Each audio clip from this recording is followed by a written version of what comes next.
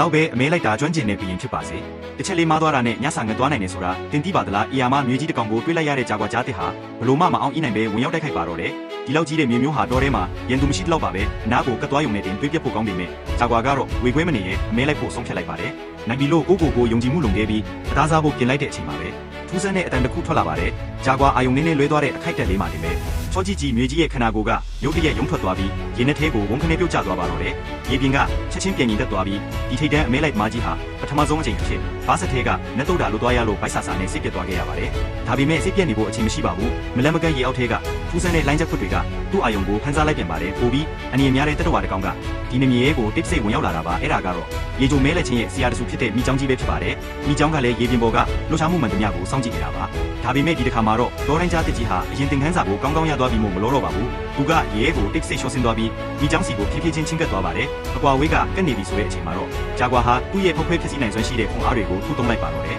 ရင်းထန်တဲ့ရိုက်ခတ်မှုကြောင့်မိချောင်းကြီးဟာရေတင်ကန်းဆက်မှာပက်လက်လန်သွားပြီးရွှေရည်တွေကြားထဲမှာသူ့မိကြီးကိုရန်ခါလို့အသေးတန်ရုန်းကန်ပါတော့တယ်ဒါပေမဲ့ဂျာကွာရဲ့ရှာချီသေးတွေကမိချောင်းကိုမြင့်မြတ်စွာသတ်မှတ်ထားပြီးသားပါသူကမိချောင်းရဲ့မာကျောတဲ့ရေကုန်ကိုမကိုက်ပဲမိချောင်းခေါင်းရဲ့အနောက်ဘက်ကအားနည်းဆုံးနေရာကိုပဲအတိအကျချိန်ရလိုက်ပါတယ်ခြားတဲ့မျိုးရင်းဝင်တတဝါတွေနဲ့မတူပဲဂျာကွာမှာမယုံနိုင်စရာကောင်းတဲ့မေယိုကိုက်ဆွမ်းအားရှိပါတယ်သူ့ရဲ့အဆွေတွေကမိချောင်းရဲ့အားနည်းချက်ကိုဟောက်ထွက်သွားပြီးမကြခင်မှာပဲမိချောင်းကြီးငြိမ်ကျသွားပါတော့တယ်ဒီတခါတော့တားကောင်လုံးမသွားတော့ပါဘူးဒီလိုရက်ဆက်တဲ့တောကန်နာရထဲမှာရှင်တန်ဖို့ဆိုတာဘယ်တော့မှမလွယ်ကူပေမဲ့စိတ်ရှိသည့်ခန္ဓာတွေတွေ့တော့သူဟာဒီမိုးတော်ရဲ့အင်အားကြီးဆုံးဖျင်ဖြစ်ဆက်ရှိနေဦးမှာပါ